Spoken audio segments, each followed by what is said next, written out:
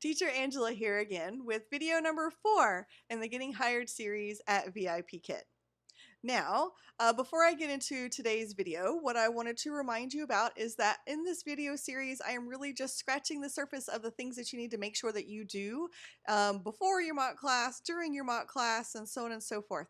Teaching techniques, I'm really more just defining who, what, when, where, why, and how. But the how part, I am keeping very minimal because we just don't have time to make these videos in a reasonable length to go into all the details of all the hows. So when you go through and you're making your checklist of things that you need to make sure you do, and you see that, okay, I need to make sure I have this and this and this and all these things in line, make sure you are referring back to our website, www.rockyourmock.com, and our YouTube channel, which is also Rock Your Mock, to see all the videos that these amazing mock class mentors have made. So they've all come together. They've made great videos. More videos are pouring in, so keep coming back. And you will see very detailed videos on how to do very specific things. So if you need help with props, or you need help with TPR, or you need help with whatever you need help with, that these amazing mock class mentors have taken their time to make these videos to help you out. So please make sure that you come to our channel and watch the videos, okay? All right, so today in video number 4, we're going to talk about making corrections and how they should be positive, always positive. Never negative corrections. We don't get onto the kids and fuss at them. So that's the first part. And the second part, I'm going to talk about repetition. How to do it, why is it important, what is it, and when to do it. Okay, so number 1, let's talk about positive corrections. You're going to be making all kinds of corrections. That's kind of why we're here. Because if the kids spoke English perfectly, they would not need us. So we're going to make corrections. It could be pronunciation. The corrections could be incomplete sentences. It could be where they're missing articles in their sentences, like I see panda or I see tiger or something like that. And we have to, I see a tiger. That type of thing. And then there's also sometimes we do have to make behavioral corrections, but I'm going to tell you to be very, very careful with that. I usually don't make a ton of behavioral corrections. You don't want to fuss at them. You don't want them to shut down and not participate.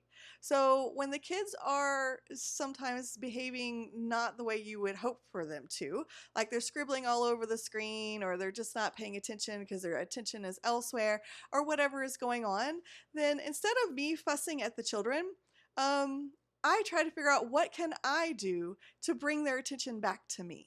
So I try to do something funny, or I try to bring in more props, or I try to be more energetic, or I act silly, or if they're not around, I'm looking, okay, I have a fan. Sometimes I'll get my fan out and play hide and seek from them, and it just brings them back into the classroom.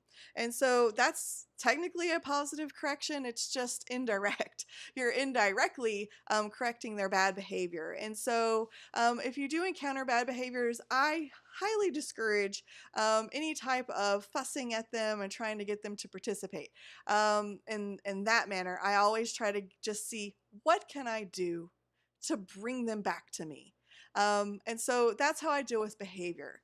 Now, in terms of dealing with pronunciation and incomplete sentences and so on and so forth, you need to have developed a very keen ear. You need to listen. You need to listen for pronunciation. You need to listen for complete sentences. You need to listen for especially things that are plural, where there's S's at the end, and so on and so forth, which is another reason why you need to have a really good headset so you can hear it.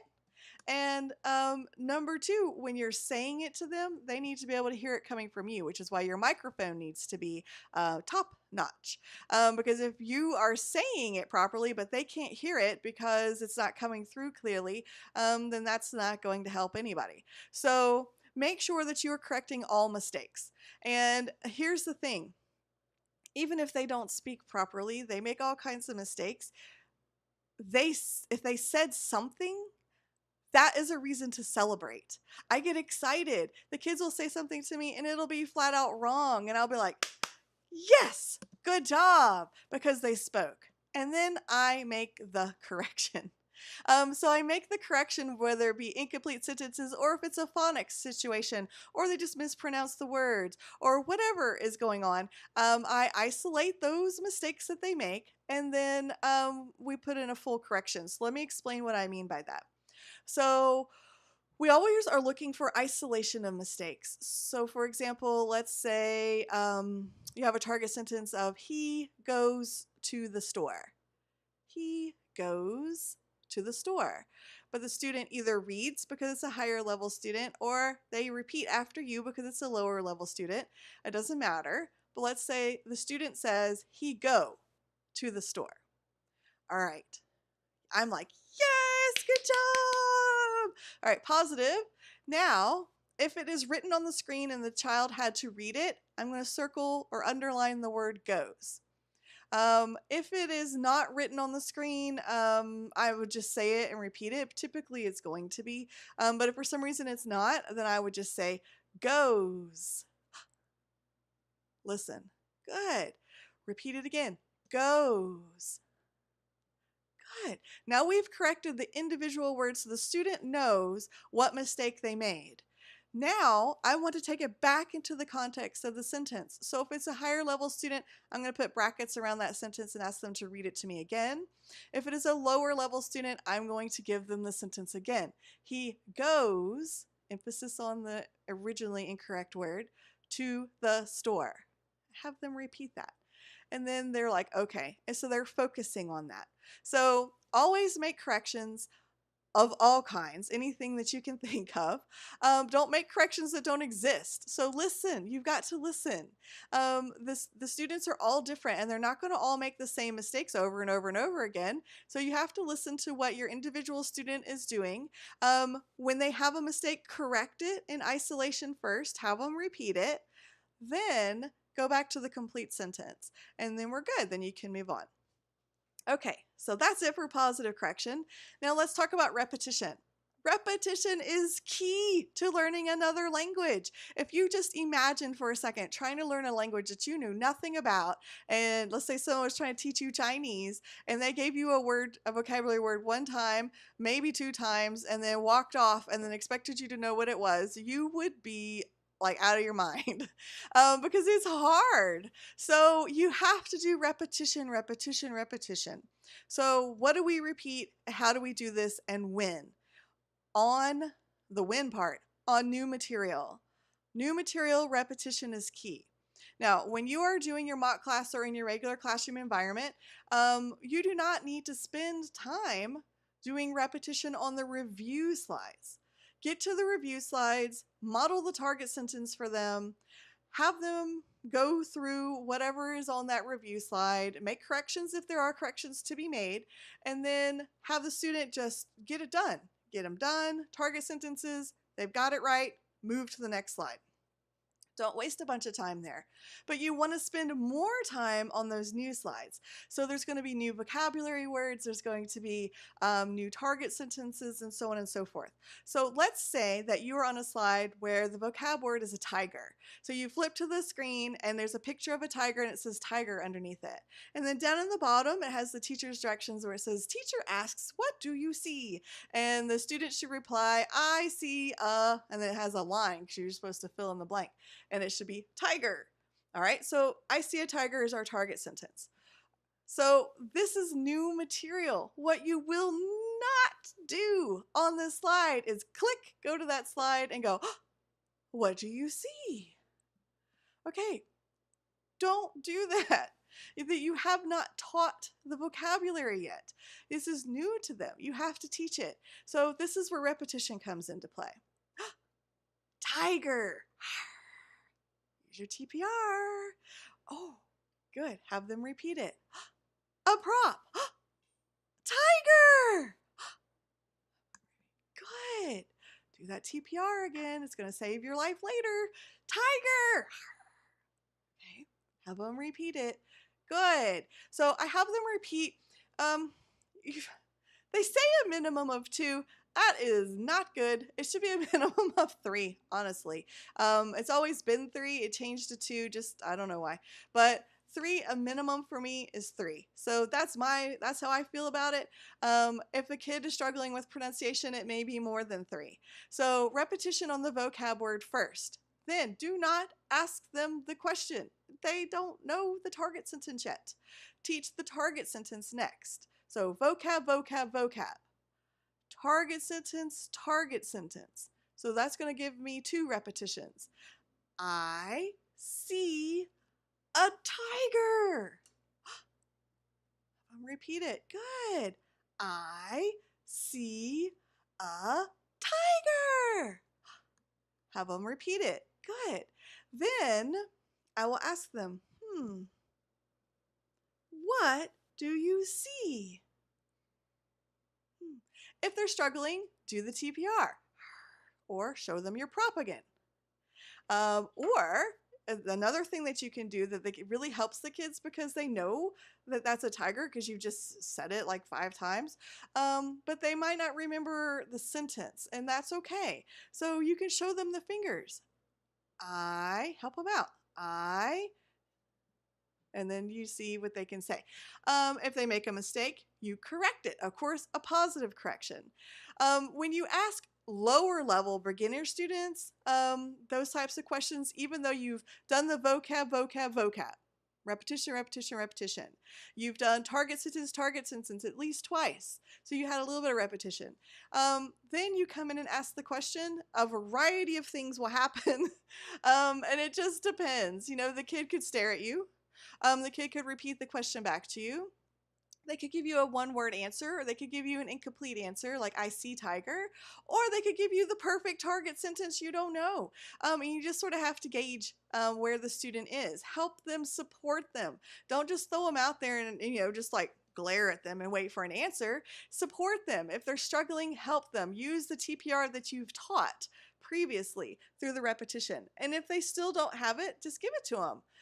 It's no big deal. If they repeat that question back to you, yes, they spoke. Perfect. And then give them the target sentence. I see a tiger. Have them repeat. Why is that okay? They didn't answer the question. It's okay because they didn't understand that you're asking a question and trying to give an answer. So they're not there yet. They're just still in repetition parroting mode, like they're parroting us, and that's okay. They'll get it eventually. So your job is just to help and support them.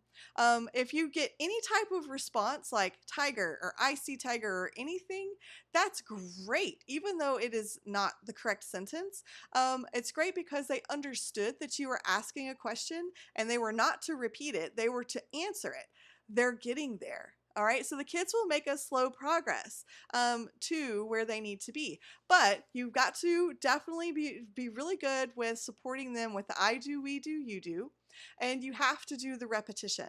So repeat new material. Don't spend time repeating review material. You don't have time. You don't want to spend a bunch of time on that. Another teacher did that in the last lesson. You don't need to do that. You are doing the repetition just by asking them to remember the things that they did on the last lesson. Make obviously the corrections there things they mess up.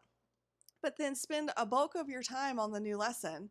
And then if the kid's like on it, like they understand the target sentence, they don't need a whole lot of extra time on correction. I do the tiger slide. I go to the next slide. Let's say the next slide is a cow. I don't know. And you do the cow slide. Then if I have time because the kid is on it, then I'm going to go back to that tiger slide. And then when I go back to it, I might start out with you do. Let's just see how they do. What do you see? Can they do it? I don't know. Without the previous repetition, can they handle it a few seconds later with a different slide? I don't know. Just see how they go. The students are incredibly receptive to you being very supportive of them. So your job is to build them up and make them successful. And the more even though you might feel like, oh, I'm helping them too much, you're not. The more you help them and you give them that soft landing, then the more willing they're going to be to try. And the more willing they are to try, the further they're going to get faster, because they're going to be able to make those corrections that they're making for the mistakes that they're making. And it just builds a positive environment for the student. So corrections, always correct everything. Have a very keen ear. Listen to the mistakes that they're making. Always be positive, even if they're wrong, and then make the correction. And then repetition. Spend time repeating over and over and over again, as much time as you can. You can't do it forever because you do have other slides to do, but the new material. A minimum of 2 times. I say a minimum of 3. But you have to do repetition. Vocab, target sentences, then ask the question. See how that goes. And then move on. Come back, quiz them on it later. There will be quiz later in the lesson, more than likely anyway, because that's how the lessons are set up. New vocab, then go do something. Phonics, grammar, I don't know, something else. Go read a passage if they're older students. And then they'll go back to the vocabulary words again and ask them some more questions about it. And so that's typically how most of the lessons are structured. So they're going to get the you do quizzing part more than likely anyway. If not, do it yourself. Just sort of set them up to be successful. And the way you do that, TPR, props, repetition, and positive correction. Okay? Now remember, come visit our channel so you can get some more specific details. We have some videos of some mock class mentors running you through actual PowerPoint slides with target sentences on them. And they can show you exactly how to go about teaching that vocabulary very specifically. All right. Thank you. Have a good day.